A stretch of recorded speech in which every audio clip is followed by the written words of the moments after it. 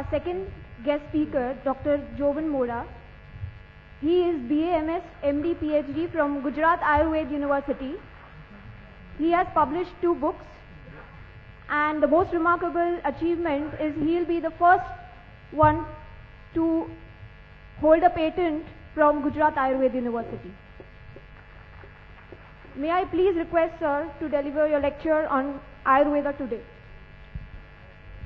સવારથી 9 વાગ્યાથી તમે લોકો કદાચ 8:30 અહીંયા બેઠા હશો, ખૂબ થાકી ગયા હશો બધું સાંભળીને. કદાચ ઘણું બધું હજી પચાવવા માટે પેલું ગાય વાગોડે એમ તમારે વાગડવું પડશે ઘરે જઈને. એટલે તમને હું બહુ બોર કરીશ એવું પ્રોમિસ નથી કરતો. હું કોશિશ કરું કે તમારી છેલ્લી 15 મિનિટ લાઈફની મેમોરેબલ 15 મિનિટ બની શકે. એક જોકથી શરૂઆત કરું. એક ભાઈ ઇન્ટરવ્યુ આપવા માટે ગયા, તો ઇન્ટરવ્યુ હતો એક રિસેપ્શનિસ્ટનો કે એવો કંઈ. એટલે એમને પૂછ્યું કે ઇંગ્લિશ ફાવશે? તો ભાઈ કે સોડા હશે તો ફાવશે.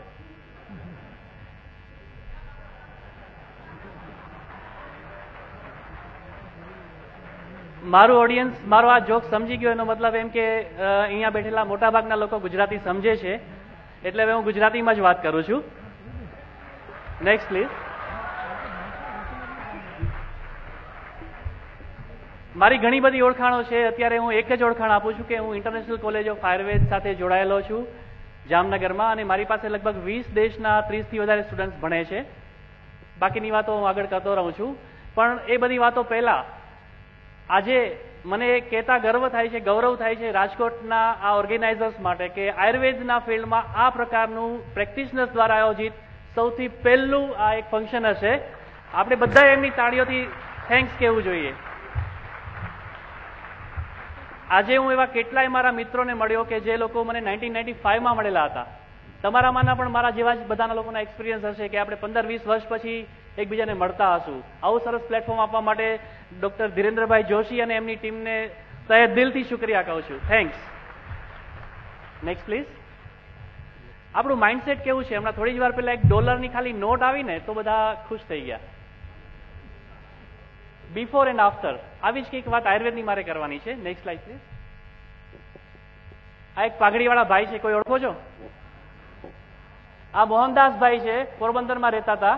Next please. આફ્રિકા ગયા, ફોરેન રિટર્નનું લેબલ લઈને આવ્યા, બાપુજી બની ગયા, ગાંધી બાપુ બની ગયા. Next please. આને કોણ ઓળખો છો? નરેન. આ નરેન છે. Next please. અમેરિકા ગયા, my dear brothers and sisters, ત્યાંથી શરૂઆત કરી, તમારી જેમ જ લોકોએ તાળી પાડી, ત્યાંથી પાછા આવ્યા. Next please. સ્વામી વિવેકાનંદ બની ગયા. નેક્સ્ટ. થોડુંક ચર્ચાસ્પદ નામ છે, કદાચ બહુ ઓછા લોકો ઓળખી શકશે. ઓશો. એમનું પણ એવું જ છે. નેક્સ્ટ. જેવા અમેરિકા ગયા, ઓશો કોમ્યુન્સ બનાવ્યા, અને આપણે બધા જાણીએ છીએ કે ફોરેન રિટર્નનું લેબલ લઈને આવ્યા. પછી પૂનામાં એમને રહેવા મળ્યું. પહેલા જયારે એમણે કચ્છમાં એપ્લાય કર્યું હતું કે કચ્છ મને આપો, હું એને સ્વિટ્ઝરલેન્ડથી સારું બનાવીને બતાવીશ, ત્યારે આપણા લોકોએ સ્વીકાર્યા નતા. પણ અત્યારે આપણે હજી જોઈએ છીએ કે પૂનાની એમણે ઘણી બધી રીતે ડેવલપમેન્ટમાં મદદ કરી છે. Next please. ખલી. બિચારો એક હવાલદાર હતો, ઇન્ડિયામાં હતો ત્યાં સુધી એક હવાલદાર હતો. નેક્સ્ટ. ધ ગ્રેટ ખલી બની ગયો. વન્સ અગેન ફોરેન રિટર્નનું લેબલ. નેક્સ્ટ. એક બાબા બિચારા આવી રીતે પોતળી લગાવીને આસન કરતા હતા, યોગ કરતા હતા. બહુ લોકોને એમાં એટલું બધું રિસ્પેક્ટ નહોતું આવતું. Next please. એ જ યોગાસન જયારે શિલ્પાસ યોગા બને છે ત્યારે આપણને બધાને એમાં ઇન્ટરેસ્ટ પડે છે. આખું રાજકોટ, આખું ગુજરાત, આખું ઇન્ડિયા બાબા રામદેવજીના આસનની સાથે સવારમાં 5:30 વાગ્યામાં ઉઠીને આસન કરતા થઈ ગયા. Next please. એવી જ વાત આપણા આયુર્વેદની છે.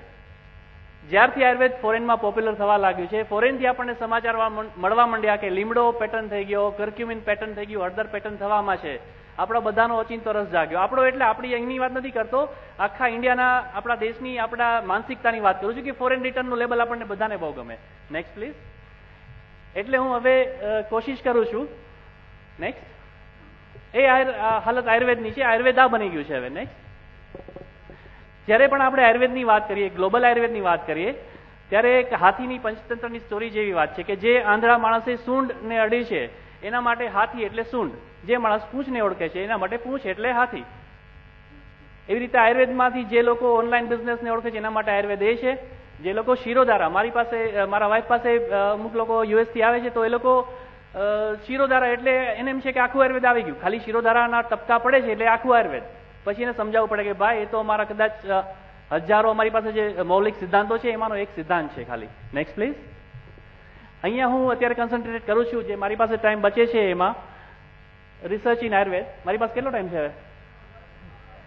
Thank you. રિસર્ચની જ્યારે વાત કરીએ ત્યારે સૌથી પહેલા હું યાદ કરીશ મારી મધર ઇન્સ્ટિટ્યૂટને.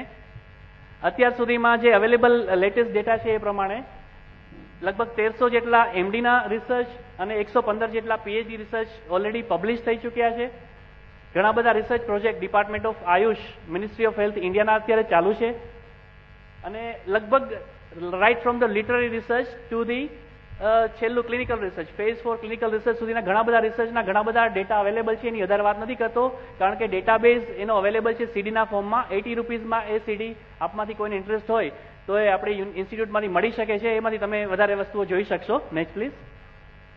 અને લગભગ અત્યારે જે માથાનો દુખાવા જેવા ડિઝીઝ છે બધા ડિઝીઝમાં એની ઉપર કામ ચાલી રહ્યું છે. Right from the cancer, TB, diabetes, એમાંના ઘણા બધા તમે રિસર્ચ પેપર આજે જોયા, આવતીકાલે બી જોશો એટલે એની વધારે વાત નથી કરતો. Next please. હું વાત કરું મને મારા વખાણ કરવા બહુ ગમે, કદાચ તમને તમારા વખાણ કરવા ગમતા હશે. જે વાત આગળ વાસુના ગેસ્ટ સ્પીકરે કરી કે જ્યાં સુધી આપણે આપણી પ્રોડક્ટને સેલ ના કરી શકીએ ત્યાં સુધી આપણા રિસર્ચનું કોઈ વેલ્યુ નથી. મેં થેલેસીમિયામાં આયન ઓવરલોડિંગ કન્ડિશન, કદાચ તમે અતુલ પંડ્યાજી મારા ગાઈડ છે થેલેસીમિયા માટેના, એમનું લેક્ચર એટેન્ડ કર્યું હશે.